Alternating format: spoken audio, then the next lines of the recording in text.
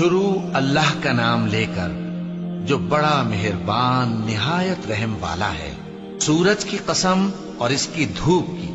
اور چاند کی جب وہ اس کے پیچھے چلے، اور دن کی جب وہ اسے روشن کر دے، اور رات کی جب وہ اسے چھپا لے، اور آسمان کی اور اس ذات کی جس نے اسے بنایا، اور زمین کی اور اس ذات کی جس نے اسے پھیلایا، اور نفس انسانی کی اور اس کی جس نے اسے درست کر کے بنایا۔ پھر اس کو بدکاری سے بچنے اور پرہیزگار بننے کی سمجھ دی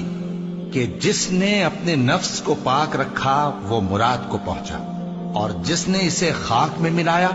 وہ نامراد رہا۔ قوم سمود نے اپنی سرکشی کے سبب پیغمبر کو جھٹلایا۔ جب ان میں سے ایک نہایت بدبخت اٹھا تو اللہ کے پیغمبر صالح نے ان سے کہا کہ اللہ کی اونٹنی اور اس کے پانی پینے کی باری سے خبردار رہو، مگر انہوں نے پیغمبر کو جھٹلایا۔ پھر اونٹنی کو مار ڈالا تو ان کے رب نے ان کے گناہ کے سبب ان کو نیست و نابود کر دیا، پھر سب کو برابر کر دیا، اور اللہ کو ان کے بدلہ لینے کا کچھ بھی ڈر نہیں۔